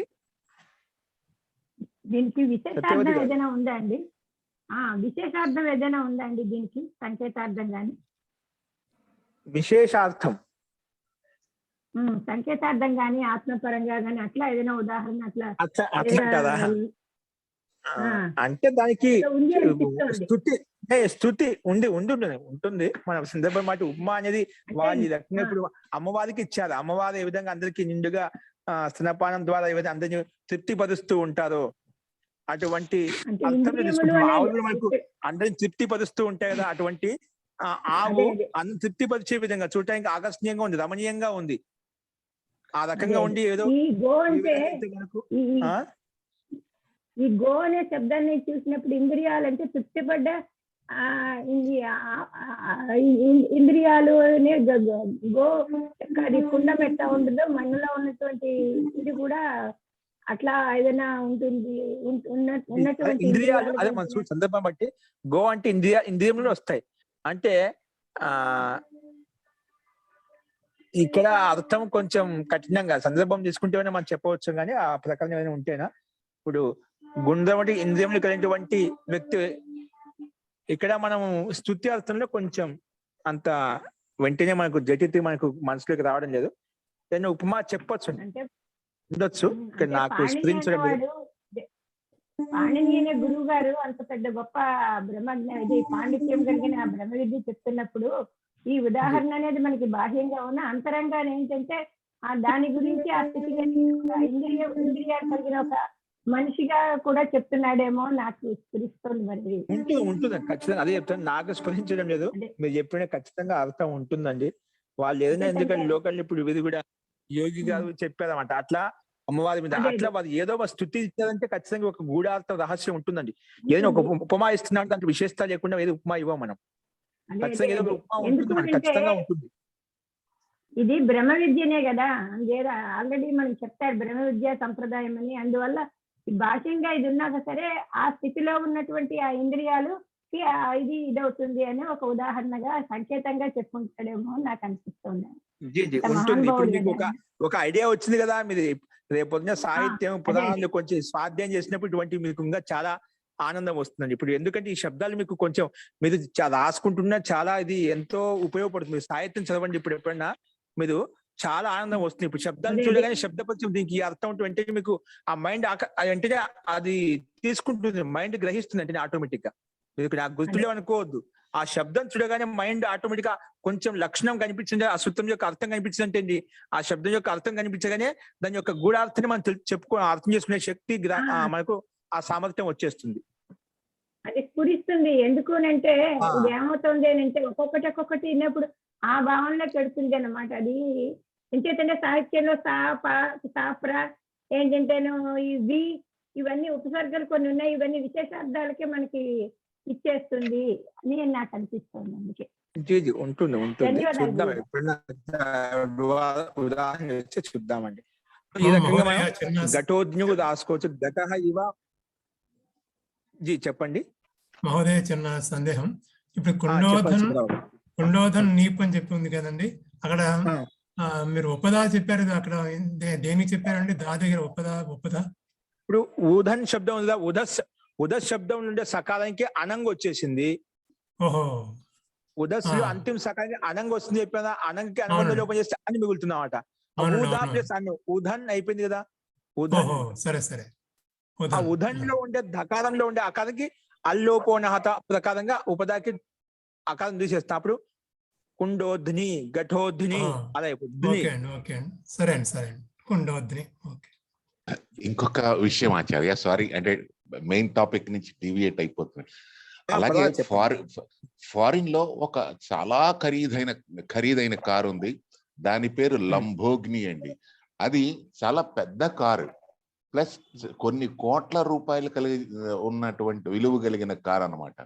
అది ప్రపంచంలో సంవత్సరానికి అతి తక్కువ కారు లేదా ఒక 35 100 ఏదో అట్లా ఒక లెక్క ప్రకారం తయారు చేస్తారు. లక్షల కార్లు తయారు చేయరు. లంబోగ్ని అంటే ఆ పేరుకి ఇది గుర్తొచ్చి నేను చెప్తున్నాను అంతే, మిగిలిన వాళ్ళకి కూడా. ఓకే సార్, అట్లా చాలా ఉన్నాయి. అందుకే ఈ మన శబ్ద రాశుల గురించి తెలుసుకునే అంటే చాలా ఒక్కొక్క అర్థం ఒక విశిష్టమైన అర్థం నిగూఢమైన ఉంటుంది అన్నమాట. అందుకే శబ్ద బ్రహ్మ యోహ జానాతి స పరబ్రహ్మాది గచ్చది. శబ్ద బ్రహ్మ చెప్పామట, శబ్దం యొక్క అర్థం చెప్పలేదు. శబ్దం యొక్క అదే. స్వరూపం తెలుసుకున్నా కూడా మనకు అంత మహతి ఆనందం వస్తుంది. అదే దానికి అదే అర్థంలోకి పూర్తిగా లోపలికి దిగామనుకోండి, అక్కడ మనకు ఇంకా అవును చెప్పాల్సిన అవసరం లేదన్నమాట. శబ్ద బ్రహ్మాది గచ్చతే స పరబ్రహ్మ జానాతి అని చెప్పి మహాభాష్యంలో ఒక వచనం వస్తుందన్నమాట. యహ శబ్ద బ్రహ్మం జానాతి సహ పరబ్రహ్మాది గచ్చతి. శబ్దం యొక్క స్వరూపం తెలుసుకునే వ్యక్తి పరమాత్మకు, ఎందుకంటే జ్ఞానాత్ ముక్తి అని చెప్తాం, జ్ఞానం ద్వారా పరమాత్మకు ప్రకాశం కలుగుతున్నమాట. కాబట్టి మనకు జ్ఞానం ఉందంటే శుద్ధ కర్మ శుద్ధ ఉపాసన చేసుకోలేము. జ్ఞానం లేకుంటే కర్మ శుద్ధ కర్మలు చేయలేము. శుద్ధ కర్మలు లేనప్పుడు శుద్ధ ఉపాసన కూడా చేయలేము. మన గంటల కొద్ది ధ్యానం కూర్చున్నా మనకు కర్మలు ఎలా, జ్ఞానం లేనప్పుడు ఎలా ఆ కర్మ చేస్తున్నాం, ధ్యానంలో కూర్చున్నా ఆ ధ్యానంలో కూర్చున్న మన మానసిక స్థితి, మన ఇంద్రియాలు, ఇప్పుడు మీరు చెప్పినట్టుగా సత్యవతి గో ఇంద్రియాల, ఆ ఇంద్రియాలు ఏ వశపరుచుకోవాలి, ఏ రకంగా ఉంచుకోవాలి. కళ్ళు మూసుకున్నంత మాత్రమే మనకు ఆ దోషాలు నశించవు కదా. వాటిని సంయమించాలన్నమాట, ఎటువంటి ఆలోచన లేకుండా. యోగం అంటే చెప్పుకున్నాం, యోగం అంటే చిత్త వృత్తి నిరోధ, చిత్తంలో ఉండే వృత్తి అన్ని రకాల వృత్తి సమస్తంగా నిర్మూలన చేయడమే యోగం. అక్కడ దాన్ని సమాధి అంటాం అన్నమాట. అట్లా మొత్తం వృత్తులు పూర్తిగా రాకుండా, ఆలోచన లేకుండా చేయాలంటే మనం ఆ జ్ఞానం ద్వారా సాధ్యం అవుతుంది. మన మానసికంగా ఆ రకంగా మనం అంతర్ముఖంగా ఇంద్రియాలను వశపరిచినప్పుడు మనకు సాధ్యం అవుతుంది. కాబట్టి మనం ఆ రకంగా పాణిని ఒక అనుభవించినటువంటి బ్రహ్మజ్ఞాని కాబట్టి ఆయన ఏంటంటే ఆ స్థితిలో ఉన్నప్పుడు ఈ ఉదాహరణల్ని రాస్తుంటాడు అని అనిపిస్తోంది నాకు. అదే ఆ ధ్యాన స్థితిలో ఆ బ్రహ్మాన్ని అది తనలో మమైక్యం చేసినటువంటి ఒక ఋషి ఇచ్చే ఉదాహరణలు ఈ రకంగానే ఉంటాయి. గోచరం అవుతోంది లుప్తంగా ఇది అర్థం. చూడండి, విద్వాంసులు, పండితులు, ఋషి మహర్షులు వాళ్ళు వినోదంతో చెప్పినటువంటి మాటలు కూడా అది ఏదో ఒక సారగర్భితమై ఉంటాయి అన్నమాట. వినోదంగా చెప్పేది కూడా మనకోసారి వ్యంగ్యాత్మక వినోదంగా మాట్లాడుతుంటా కదా, గంభీరంగా మాట్లాడినప్పుడు అది వేరే విషయం. గంభీరంగా ఏ లౌకిక విషయం మాట్లాడినా కూడా, సామాన్య విషయం కూడా మాట్లాడినా కూడా అక్కడ కూడా సారగర్భితమైనటువంటి సందర్భం ఉంటున్నమాట. అక్కడ ఏదో ఒకటి జ్యోతిస్తూనే ఉంటున్నమాట. అంటే వారి సామాన్య వార్తలాపం కూడా అంత విశిష్టంగా ఉంటున్నమాట. అది ఏదో ఒక శిక్షను, ఏదో ఒక ప్రేరణ కలిగిస్తూ ఉంటుంది మనకు. అందుకే సజ్జన సాంగత్యం ఎందుకంటే సతాం సంగతి సత్సంగతి అంటే సజ్జన యొక్క సాంగత్యం ఎందుకు ఉండాలంటే మనకి ఎందుకు ఆ సజ్జనులు ఏమిటో వాళ్ళతో కాలక్షేపం చేయడం వల్ల, వారితో వ్యవహరించడం వల్ల, విహరించడం వల్ల, తిరగడం వల్ల ఏమవుతుంది, మనలో ఉండేటువంటి లోటుపాట్లు, దోషాలు ఏవైతే ఉన్నాయో, అవగుణాలు ఏవైతే ఉన్నాయో, గుణాలు ఏవైతే ఉన్నాయో అవన్నీ మనకు తెలుస్తాయండి. మనలో ఒక్కోసారి మనలో ఉండే గుణాలు మనం గుర్తించలేము, ఒక్కోసారి మనలో ఉండే అవగుణాలు ఎలా గుర్తించలేము. అవగుణాలు ఉన్నా కూడా మనం వదులుకొని ఒకసారి కొన్ని గుణాలు కూడా గుర్తించలేము. మనలో ఉండే గుణం కూడా చాలా మంది అంటారు, నీళ్ళు చాలా గుణాలు ఉన్నాయన్నా, చాలా నీ పని చేయగలుగుతామని ఇతరులు ప్రేరేపించినప్పుడు ఆ పని చేయగలుగుతాం అంట. అంత మనలో అంత ధైర్యం, అంత సాహసం రాదు. ఇతరులు ప్రేరేపించినప్పుడు భయం, నువ్వు ముందుకెళ్తావని చెప్పినప్పుడు వాళ్ళు నిజంగా వాళ్ళలో ఉండే గుణాన్ని ఉపయోగించుకొని ముందుకు వెళ్తూ ఉంటారు అన్నమాట. కాబట్టి అట్లా అందుకే సజ్జన సాంగత్యం స్వాధ్యాయం ఇటువంటి చేస్తూ ఉంటే మనలో ఉండేటువంటి శక్తి సామర్థ్యాల గురించి, శక్తి సామర్థ్యం మనకు తెలుస్తుందండి. మనలో నిజంగా ఏ శక్తి ఉంది, ఏ సామర్థ్యం ఉంది, ఏది లేదని మనకు ఇది అవలోకనం చేసుకునే ఒక గొప్ప విషయం అండి. ముందు మన గురించి, అందుకని ఒక విషయం నేను చాలా అది అనుభవంతో నేను చెప్తూ ఉంటాను. సో ముందు మనకు చాలా మందికి యంత్రంలోకి పనిచేస్తున్నాం కానీ మన గురించి మనకు అసలు ఒక పాయింట్ తెలియదండి. మనకు 10% కూడా మనకు మన గురించి యథార్థంగా తెలియదు. మనం ఏదో జీవితం ఒక యంత్రంలాగా నడిచిపోతుంది అంతే. పొద్దున్న లేవడము, విద్యార్థి అయితే స్కూల్కు కాలేజీకి వెళ్ళడము, దంపతులు అయితే వాళ్ళ వృత్తి కోసం అని చెప్పి డబ్బు సంపాదన కోసం, కుటుంబం పోషించడం కోసం వాళ్ళ వృత్తిలోకి వెళ్ళడము, అలాగా ప్రతి ఒక్కరు ఏదో ఒక దాయత్వంలో ఉన్నాడు. ఆ దాయత్వానుసంగా వెళ్ళడమే కానీ ఎందుకు, ఏం చేస్తున్నా, ఎందుకు చేయాలి, ఎందుకు చేయకూడదు, ఏం చేయాలి అనేది కూడా మనకు కర్తవ్యపూర్వకం చేయడం వల్ల ఒక సంసారంలో ఒక నియమం అలవాటు అయిపోయింది. అందరూ చేసే పనులు ఇవే అంటే మన మన ఆలోచన పద్ధతి మనకు ఏదో మొదటి నుంచి కంటిన్యూ క్రమం నడుస్తుంది, అదే క్రమంలో ఆలోచిస్తాం. సూక్ష్మంగా వెళ్ళి ఆలోచన, అసలు నేను చదివే విద్య ఎందుకు ఉపయోగపడుతుంది, ఎందుకు చదవాలి, అసలు నేను ఎవరిని, ఏం చేస్తున్నాను, ఏం చేయాలి, నా లక్ష్యం ఏంటి, నా జీవితం యొక్క గమ్యం ఏంటి, నేను ఏమేమి సాధించగలుగుతాను, ఏమేమి తెలుసుకోగలుగుతాను, అట్లా మన గురించి మనం ఎప్పుడు ఆలోచించుకోమండి. కాబట్టి మన గురించి మనం తెలుసుకున్నప్పుడు చాలా విషయాలు మనకు తెలుస్తూ ఉంటాయి. కాబట్టి దానికి ఈ అవలోకనం అనే ఆత్మనిరీక్షణ ద్వారా సంభవం అవుతుంది. ఆత్మనిరీక్షణ అంటే మన గురించి మనం తెలుసుకోవాలంటే ఆత్మనిరీక్షణ ఉన్నప్పుడు మనలో ఉండే అన్ని మన దగ్గర ఉంటూ కూడా మనం చూసుకోలేమండి. మనలో అన్ని నిరంతరంగా ఉపయోగిస్తూ ఉంటాము, అన్ని రకాల మన లోక వ్యవహారం చేస్తూ ఉంటాము, ఔపచారికత వ్యవహారం చేస్తూ ఉంటాం, కానీ అక్కడ దగ్గర ఉంటూ మన విషయాలు తెలుసుకోకుండా ఉంటాం. అది మనకు ధ్యానం ద్వారా, సమాధి ద్వారా మనం నిరంతరంగా ప్రయత్నం చేస్తూ దీర్ఘకాలంగా ఇప్పుడు మనం ఏ విధంగా పాఠం నిరంతరంగా చెప్పుకుంటున్నావో అదే నిరంతరంగా నీకు మనసు కలిగినా కలగకపోయినా ఈ టయానికి కూర్చోవాలంటే కూర్చోవాలి ధ్యానం. I just feel like sleeping after this class. I will sleep. In fact, కాబట్టి ఆ రకంగా ప్రయత్నం చేసినప్పుడు మనకు చాలా విషయాలు మనకు తెలుస్తాయండి. మన గురించి మనం తెలుసుకుంటాం. ముందు ఎవరి గురించో ముందు మన గురించి మనం తెలుసుకున్నామంటే మనం మారిపోతే మొత్తం 10 మంది మారిపోతాను. మా ఇంట్లో మన దీపం వెలుగుతుందో 100 మందికి ఈ విధంగా 10 మందికి ఈ విధంగా అది వెలుగునిస్తుందో అదేవిధంగా ముందు మనం మారిపోయాం అనుకోండి 10 మందికి వెలుగునివ్వచ్చు. మనం మన ప్రకాశం మనలో మన దీపం మనం వెలిగించుకోకుండా ఇతరులను చూస్తూ ఉన్నాం అనుకోండి, ఆ దీపం వెలగదు, మన దీపం ఎలాగో అలాగే ఉంటుంది. కాబట్టి ముందుగా మనలో ప్రకాశం రావాలి. మనలో జ్ఞాన ప్రకాశాన్ని పెంచుకున్నప్పుడు ఇతరుల దాని ప్రకాశం స్వతహా అయిపోతుంది. మనం చెప్పాల్సిన అవసరం లేదు. చెప్తే ఒక దీపం వెలిగితే ఆటోమేటిక్ గా ప్రకాశం వద్దని అది వెళ్ళిపోతున్నావు ఆట. దాన్ని నువ్వు దాచినా దాగదు. ఒక పుష్పం యొక్క సుగంధం అనేది కూడా నువ్వు ఎంత 4 గోడల మధ్య దాచినా కూడా దాగకుండా ఎట్లా వస్తుందో అది పల్లవిస్తుంది, పుష్పిస్తుంది అన్ని చోట్ల. అది దాని యొక్క ధర్మం, దాని యొక్క గుణం ఏదైతే ఉందో వ్యాపిస్తుంది అన్ని చోట్ల. కాబట్టి మనం కేవలం మన గురించి తెలుసుకొని దాన్ని యథార్థంగా జీవించడం అలవాటు ఏంటంటే తెలుసుకోగలిగినామంటే మన జీవితం సార్థకం అవుతుంది, జన్మ ధన్యం అవుతుంది. మనం కనీసం అంటే జబ్ జాగే తబ్ సవేరా అంటామండి. ఎప్పుడైతే మనకు జ్ఞానోదయం ఉందో అదే మనకు అప్పటి నుంచే శుభముహూర్తం అనుకోవాలా. ఇదం ఏవ అయం శుభముహూర్తం అని చెప్తుంటారు పండితులు అంతా. అయం ఏవ ముహూర్త శుభముహూర్తం వస్తు అని చెప్పి ఎప్పుడైతే మనకు జ్ఞానోదయం కలిగిందో అదే ముహూర్తం అనుకోవాలి. దానికి రోజులు ఇది మంచి రోజు చెడు రోజు కాదు. భగవంతుడు సృష్టించే అన్ని మంచి రోజులే. చాలా మంది ఇది ఈ రోజు మంచి దినము, ఈ రోజు అది ఇదని చెప్పి అమావాస్య, ఈ రోజు పుణ్యమి, ఇదే బాగుంటుంది. అవి కొన్ని సృష్టి క్రమంలో కొన్ని క్రియాకలాపాలు అంట.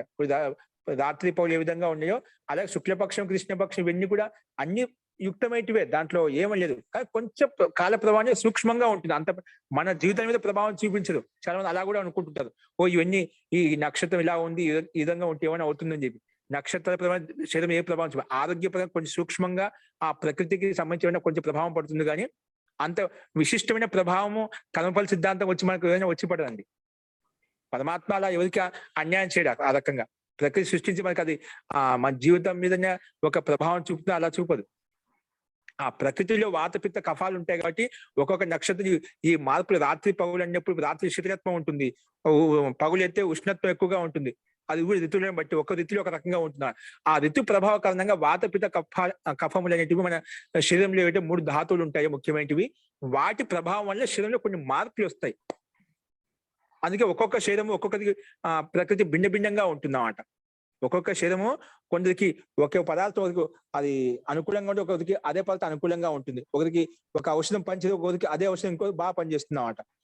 అట్లా ఒక్కొక్క శరీరం బట్టి ప్రకృతిని బట్టి భిన్న భిన్నంగా మనకు దానికి నిదానం ఉంటుంది, అంటే ఉపాయం ఉంటుంది, దానికి ఉపచారం ఉంటుంది అన్నమాట. ఆ రకంగా ప్రభావం ఉంటుంది, నక్షత్ర ప్రభావం ఉంటుంది. కానీ జాతకాల ద్వారా అవి అని చెప్పి ఇది మంచి రోజు, చెడు రోజు అని చెప్పి అట్లా ఊహించుకుంటే అవన్నీ అన్ని భగవంతుడు సృష్టించిన దినములే కాబట్టి అన్ని మంచివే. కాబట్టి మనకి ఎప్పుడైతే జ్ఞానోదయం అయిందో, ఎప్పుడైతే మనం తెలుసుకుంటున్నామో అన్ని మనవే అనుకుంటే అన్ని మంచి రోజులు అని చెప్పి మనం ముందుకు వెళ్తూ ఉండాలి. కాబట్టి కాల ప్రభావం వల్ల, నక్షత్ర ప్రభావం వల్ల మనకంత దాని ప్రభావం ఉండదు.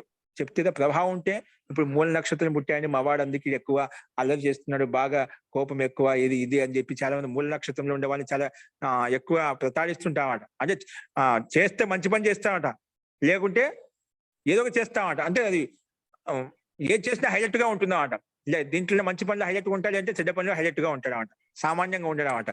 ప్రకృతి అంటే పిత్త ప్రకోపం అనేది ఎక్కువగా ఉంటుంది అన్నమాట. ఆ నక్షత్రం అని కాదు, ఆ సందర్భంలో ప్రతి దినంలో కొన్ని సూక్ష్మాతి ప్రభావం అయితే పడుతుందండి. అందుకే దాన్ని బట్టి నక్షత్రం గుర్తిస్తారు. అది మనం గుర్తించలేము. పెద్ద పెద్ద యోగులు ఉన్నారు, ఆ సంస్కారం ఆ ప్రభావం ఎందుకంటే జ్యోతిష్యం ప్రకారంగా శరీరంలో జరిగే మార్పు నిదానంలో మనం చెప్తూ ఉండదు. ఇప్పుడు అలాంటి నాడీ వైద్యం చేసేవాళ్ళు, అలాంటి సూక్ష్మ ప్రక్రియ చూడగానే, వ్యక్తిని చూడగానే వాళ్ళ లక్షణాలు చెప్పేవాళ్ళు అక్కడెక్కడ ఉండొచ్చు, బహుశా పూర్తి లేదని కూడా అనుకోవద్దు మనం. ఆ ప్రభావం ఉంది. అలా మనం చెప్తే శరీరంలో ఉండేటువంటి మార్పుల మీద మనము ప్రభావం చూపుతుంది, కానీ అది ఆ రకం చెప్పొచ్చు. కానీ దినం మీద అది వ్యక్తి మీద ప్రభావం చూపుతా అలా ఉండదు. ఇప్పుడు వ్యక్తి మీద ప్రభావం అంటే ఈ రకంగా చూపుతున్నమాట. శరీరంలో ఆ పిత్త ప్రకూపితం అయినప్పుడు ఏమవుతుంది, మన బుద్ధి అత్యంత తీవ్రంగా ఉంటుంది. కఫ ప్రకృతి అయినప్పుడు అక్కడ ఆలస్యం ప్రమాదయుక్తంగా ఉంటాం, అక్కడ పని అంత బుద్ధిపూర్వకంగా పని చేయలేమన్నమాట. ఆ రకంగా మనకు ఇది అనుకూలం, ఇది ప్రతికూలం చెప్తుంటాం అన్నమాట. ఆ రకంగా కొంచెము శరీరం యొక్క ప్రభావం ఈ రకంగా ఉంటుంది. కాబట్టి పండితులు, జ్యోతిషకులు ఇలా చెప్తుంటారు. అందుకే ఈ జ్యోతిష్యాన్ని కూడా అనుభవజ్ఞులు, అనుభవజ్ఞులు, శాస్త్ర పరిజ్ఞానం కలిగిన వాళ్ళు, లేదంటే ఎక్కువ వయసు కలిగిన వాళ్ళు కూడా అనుభవం ఉంటాయన్నమాట. వాళ్ళు రకరకాలు చూస్తున్న శాస్త్ర పరిజ్ఞానం ఉంటుంది, అనుభవం ఉంటుంది. అటువంటి వాళ్ళతో చెప్పిస్తుంటే వాళ్ళు ఒక ఉపాయం చెప్తాం. ఇటువంటి ప్రకృతి ఇటువంటి లక్షణాలు ఉన్నాయంటే ఈ వ్యక్తికి ఇవన్నీ లక్షణాలు ఉంటాయి. ఆ అనుభవం ద్వారా వాళ్ళు మనకు తెలియజేస్తూ ఉంటారు అన్నమాట. అస్తు. కాబట్టి ఇవన్నీ చాలా ఉన్నాయి. మనం శాస్త్రంలోకి లోపలికి దిగుతూ ఉంటే అవి సందర్భాన్ని బట్టి, సమయాన్ని బట్టి మనకు స్వాధ్యాయం చేస్తూ ఉంటే ఇటువంటి విషయాలు తెలియస్తూ ఉంటే దానికి అనుకూలంగా మనం ముందుకు పురుషార్థం తెలుసుకోవచ్చు అండి. అస్తు. విషయాంతరం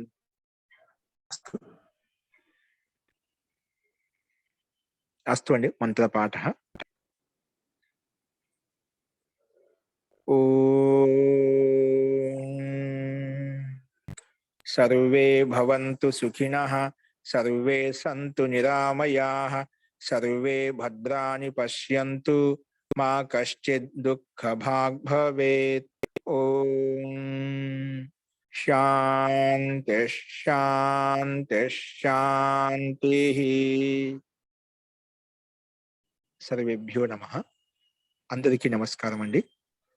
నమస్తే మహోదయ. మధ్యలో ఏదో యోగి గారు మళ్ళీ ఎవరో మధ్యలో ఏదో చెప్పబోయారు. మధ్యలో చెప్పుకుంటూ చెప్పాను కానీ మీరు ఏదో సౌండ్ వచ్చినది, మళ్ళీ వ్యక్తిగతంగా మాట్లాడుతున్నది, ఇక్కడ మాట్లాడి తెలియదు. చెప్పబోయారండి? లేదు ఆచార్య, నేను చెప్పింది ఏంటంటే ధన్యవాద ప్రణామాశ్చ. ఓకే అండి. అస్తు. ధన్యవాదాలు. Thank you so.